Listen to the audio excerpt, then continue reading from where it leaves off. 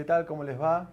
Programa especial de Apuesta Nacional, este programa que lo hace la radio pública a través de su página oficial y el CEPES, el Centro de Estudios en Políticas de Estado y Sociedad. Programa especial, decíamos, porque estamos, como verán, no en el estudio habitual que tiene Radio Nacional y que nosotros grabamos semanalmente esta emisión, sino que estamos en el atelier, en el lugar de trabajo de un gran artista plástico argentino como Daniel Santoro. Antes de saludarlo al protagonista de hoy, saludo a mi compañera Natalia Motugorria. ¿Cómo estás, Nati? ¿Qué tal, Gastón? ¿Cómo estás? Emocionante el lugar, Sí. este programa que hoy nos lleva a estar aquí en un lugar de trabajo que tiene Daniel Santoro y que obviamente nosotros estamos más que complacidos, no solo por la amabilidad, sino también por la posibilidad de conocer ese mundo íntimo, ¿no? Que tienen los artistas y a partir de desde el lugar donde crean y crean cosas maravillosas. Un lujo que nos permite la radio pública. Saludamos ahora sí a Daniel, gracias por la invitación, gracias por permitirnos entrar. ¿Cómo definís este lugar donde hoy estamos haciendo esta entrevista? Bueno, esto es, digamos, mi cueva de trabajo.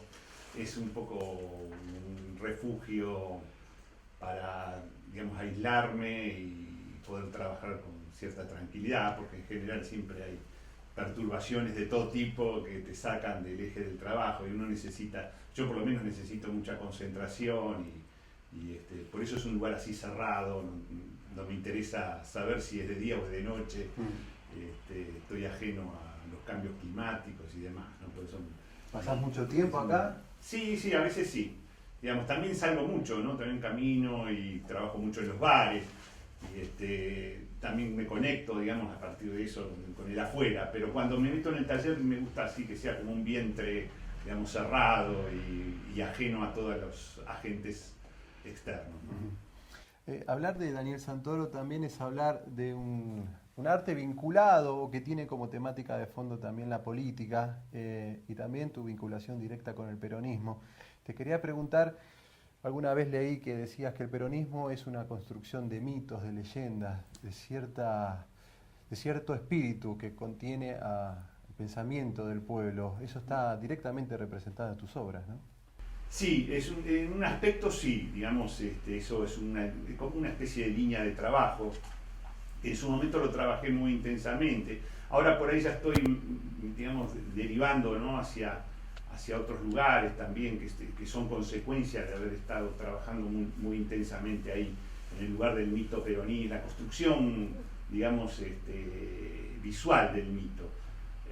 El mito tiene como resultado cuando digamos, establece también una iconografía que lo representa, y entonces la iconografía después tiene su propia lógica, como toda imagen deriva sola hacia lugares que uno no puede saber hacia dónde te lleva, ¿no? O sea, hay una inteligencia, si se quiere, una especie de inteligencia propia de las imágenes que hace que después surjan otras imágenes que por ahí en la lógica no se la pueden encontrar el sentido, pero tiene su propio sentido a partir de lo que la imagen misma es. Entonces por eso es muy difícil, el pensamiento visual es un pensamiento que no es lógico, que no se articula como se articula el pensamiento en general, sino el pensamiento visual tiene una lógica interna. Y hay veces que deriva de manera sorprendente y te lleva a lugares que por ahí en una lógica articulada, de lenguaje simbólico, digamos, nunca iría, pero visualmente te lleva hacia ahí, ¿no? Entonces, por eso uno no puede saber, digamos, no puede manejar, digamos, querer hacer algo, digamos, poner tu pintura en función de una lógica simbólica ajena o sea, ajena al imaginario, y decir, bueno, voy para allá. No vas para allá, siempre vas hacia algún lugar, claro, digamos, ¿no? Estás navegando en un mar de imágenes y estás construyendo también tu propia balsa, digamos, mientras estás navegando. Entonces no sabes hasta dónde te vas a hundir, hasta dónde te vas a llegar a un puerto. Digamos, es muy impreciso, en eso, por eso es muy difícil que los usos del arte son muy difíciles de administrar.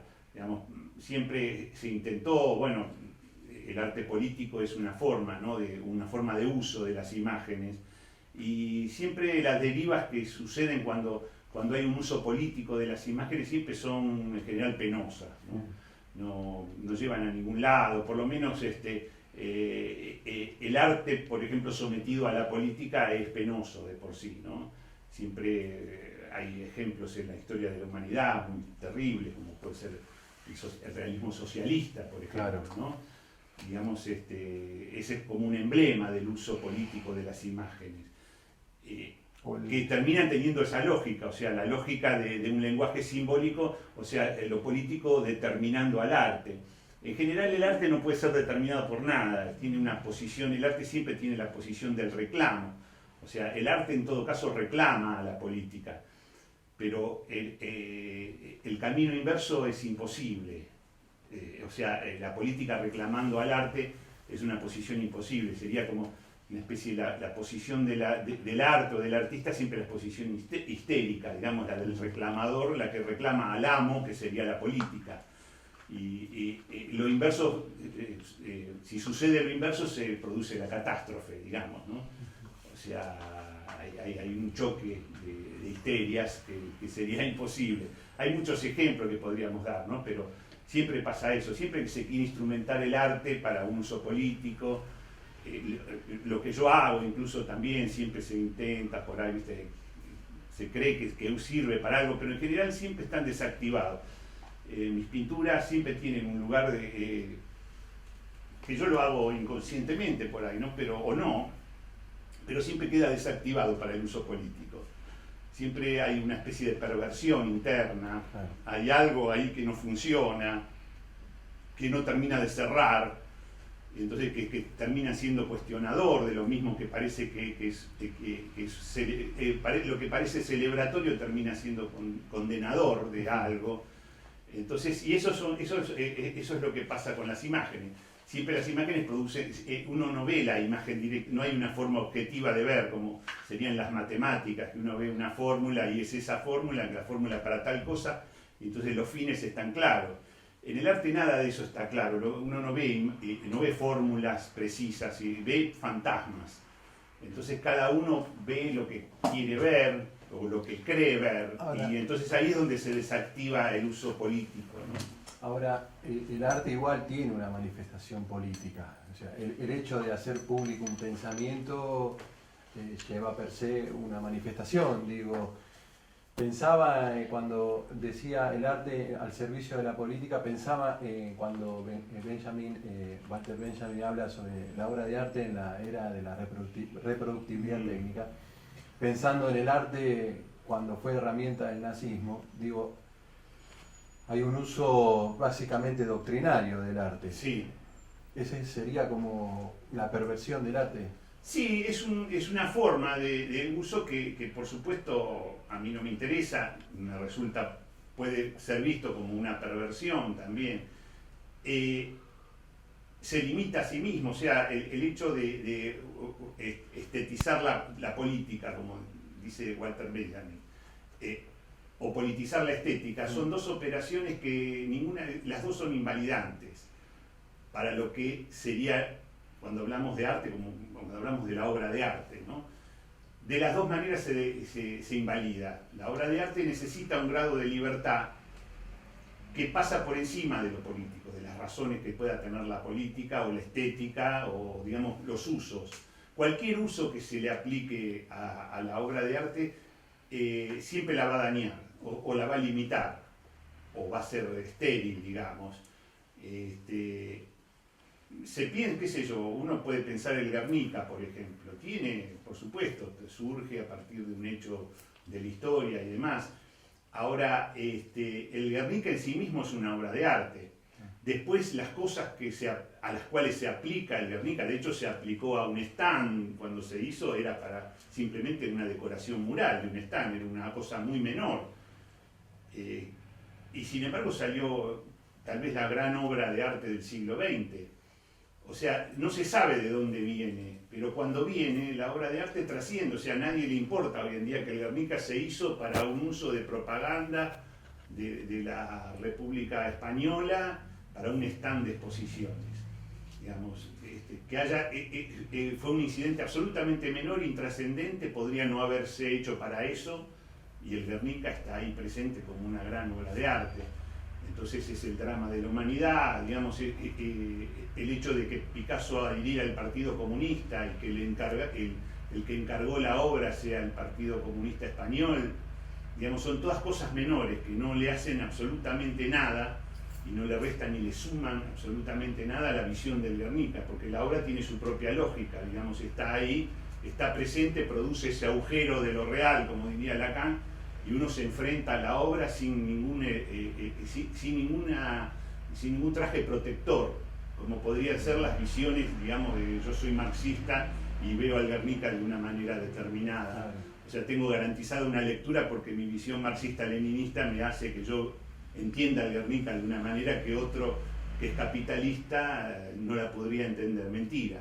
Digamos, todos nos enfrentamos igual ante la obra de arte, y que seas marxista es un problema tuyo, no es del Guernica, ni es de Picasso siquiera, que sí, por ahí era marxista. O sea, ni siquiera el autor que lo hizo tampoco puede determinar nada a partir de la obra que hace, porque lo trasciende también al artista.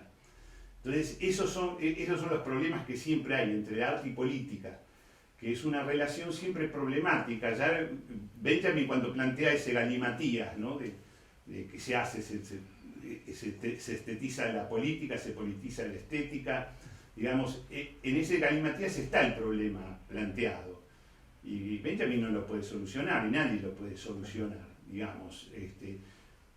Vemos grandes obras religiosas que en su momento tuvieron usos para el culto, y todas las grandes obras del barroco, y sin embargo hoy no la vemos desde la laicidad total, digamos. Negamos a Dios, pero vemos las grandes obras del barroco como grandes obras de arte. Entonces tenemos una lectura de Caravaggio que en su momento era una lectura piadosa, y una lectura dirigida a establecer una pedagogía religiosa. Sin embargo, la pedagogía se extravió y la obra de arte continúa.